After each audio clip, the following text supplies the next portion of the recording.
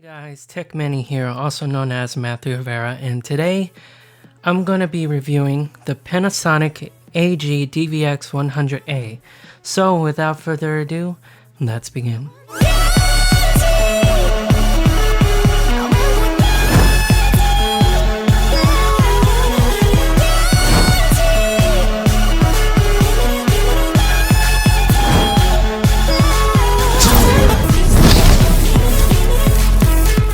So today, as I said before, I'm going to be reviewing the Panasonic AG-DVX100A. Now, when my dad found this camera, I was absolutely surprised on the quality.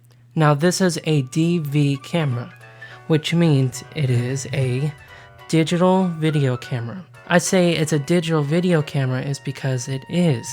Everything is digital except for one thing. We use a mini DV tape. Now this is the size of my palm, not even. And it's very small and very convenient. This is what we use if I'm trying to record something that I'm not near my computer. Why do I say that is because, as I say again, it's a digital video camera. So I will show you why this is a digital camera later on. Automatically you see the 3CCD image here. What that means is that it's basically three sensors right in here. It's three sensors that all the colors through three different chips. Alrighty, we have our focus, manual focus, which means you can use this. Then infinity, right here. We also have our push auto, which means you can press it and it'll auto to a certain focus you need it to be. Alright, we have auto, we have user 1, user 2, and user 3. Okay, so user 1, 2, and 3, you can actually set certain settings to these things. Basically, if something has a different scene, warmth to it, lighting, everything, you press user 1. Whatever your settings is on user 1, you press that, and then your settings will apply when you hit user 1. Same thing as user 2 and user 3. And basically, the auto one is just when you press auto, it will set the settings for you. Now you see the ND filter, which means this is like a aperture setting. And if you all know what warmth is in lighting, basically if you put a regular floodlight on, it's a very bright white. And then when you place a orange filter over it, it adds warmth, which means it's a filter. So these act as a filter. Alrighty, down here you have your gain, low, medium, high. Then you have your white balance at BA preset. Now you ask, why do I have the gain very low? The thing is that if you place it very high, it will look grainy. That isn't a cool picture, so I set it to low. Basically, the white balance is just presets that are set into the memory, which is both B and A is set memory in here. And then preset is just the presets in here. And I found it very nice with now you see a dial and a button called the iris. If you go into your settings on your phone or anything, it opens the iris and closes the iris.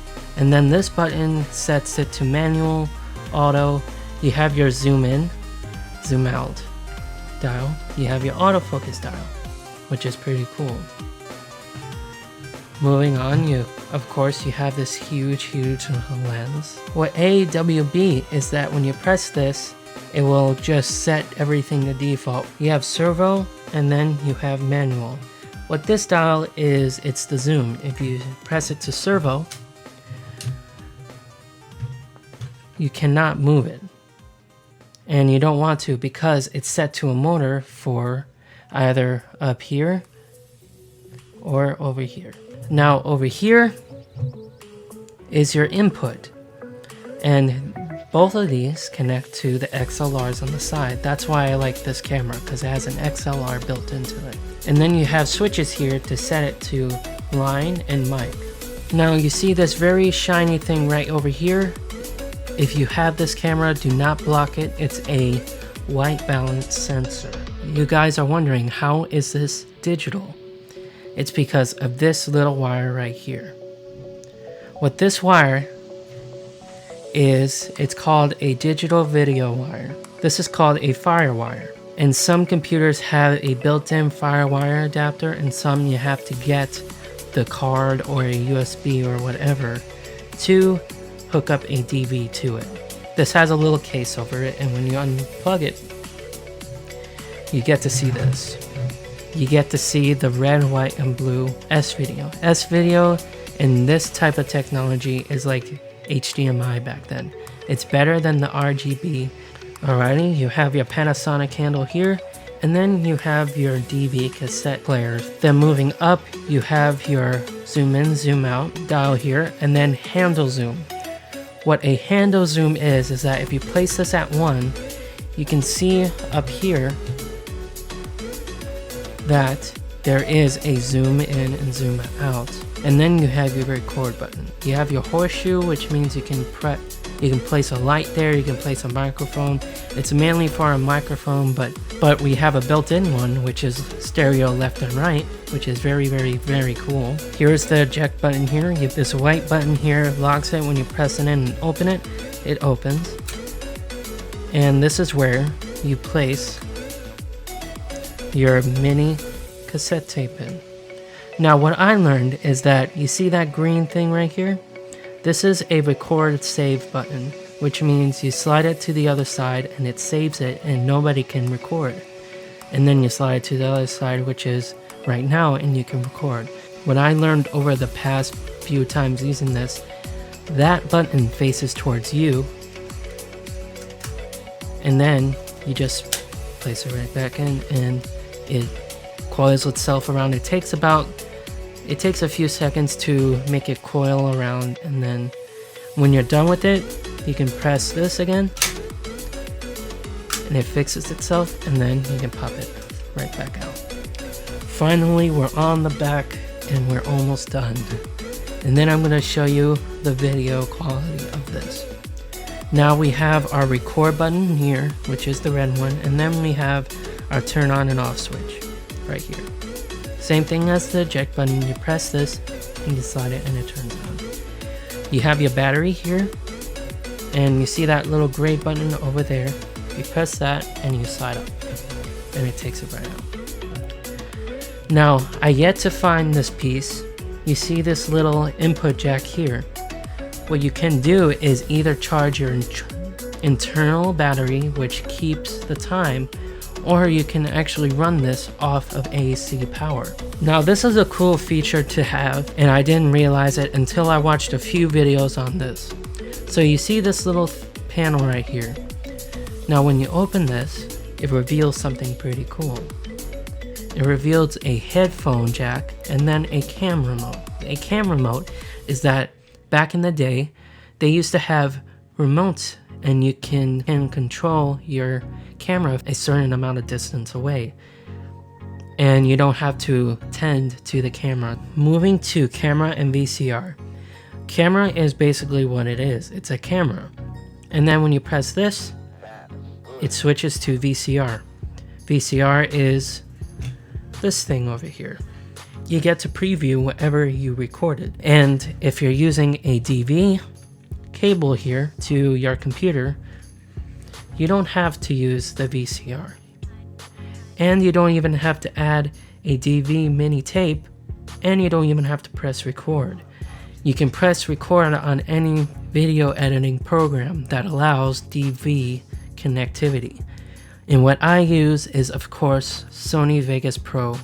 Now we have a scene file. I messed around with this dial on each setting, and the highest quality picture is f6. Now you see this little weird button, and it's called EVF-DTL end search. Now I read the manual and it had a very long explanation, but what I gathered from it is that when you press this and you're in a dark situation, it outlines your subject or whatever you need it to. Now we move on to this. This is your eyepiece. Now people get this confused. Right here, this is the eyepiece, and right here, this thing is called an eye cup. Basically, channel 1, channel 2 is the XLR input. These control the volume of the XLRs, and it also controls the internal mic right here. Now we have this thing. This thing basically adjusts to your eyes. You can move this up and down and it focuses to your eyes. We have our handy dandy LCD panel right here. You can move this 180, regular, and then you can flip it like this. And that's about it. It's no 360 type thing. Not all the way around. It's 180, this, and then half. Alrighty, we have our counter and reset buttons here. These reset the settings here. We have mode check, zebra, and OSI. I like zebra is because that when you press zebra, you get to pick a percentage. And what this does is that it senses the high white areas. And then you can actually use your iris right here. If it's on manual, you can use the iris and adjust, and this is really good with a green screen. Very good. Now we have input 1 and input 2 phantom power. Now you switch these up and this sets to internal L and internal R. Those are these right here. You can set input 1 here and input 2. What that means, you can both use input 1 and input 2. But the thing is that it's not going to be a mono, it's going to be left and right. In order for it to be both left and right mono, you have to set both on input 2 and you connect the XLR to input 2 to make it mono. And then you have your tiny reset button. This resets everything you set. And then you have your speaker right here. As you see, you can see the shutter speed and the shutter. What those two buttons are is that you can set those to do slow motion videos. It's not that great, but it's really cool, and I actually like that feature, and I only did it once. Now right here you have your dials here. This controls your menu, and then when you press the VCR button down here, this also controls your VCR, and this is the menu right here, menu button. Now right here, all of these coordinate to the VCR. I do not use these at all, and I don't want to use them because I have no purpose of using them. Now as you can see, the dial is set to F6, SP24PA. What 24 is that it records at 24 frames per second, so it isn't 30, and basically there's actually not a huge difference here. Now when I snap, you don't see channel 1 or channel 2 flickering here. It's because that I don't have it set to internal L and R. You flick these up, and then why it's blinking is because I don't have a mini DV in here at all. That's why it's blinking. Autofocus is on top. Macro is the focus auto.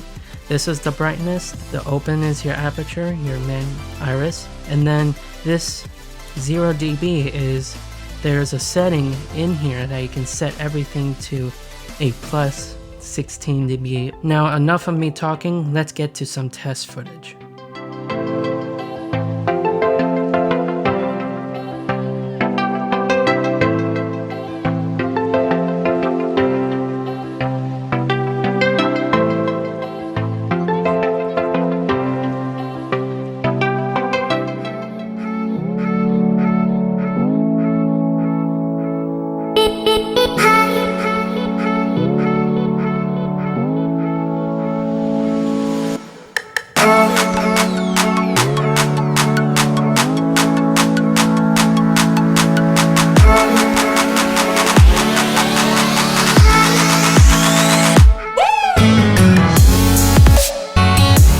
So this is what the internal mic sounds like. It's very clear and I like it, but I always like my MXL 990 sound.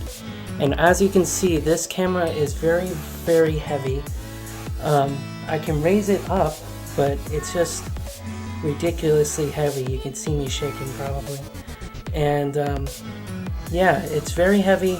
It's very well built, and I'm gonna switch to my phone and my mic right now, And as you can see, you can probably see my hand in the image because I cannot hold this up any longer. So I'm going to stop the recording and I'm going to switch to my phone. So alrighty, so this camera is very cool.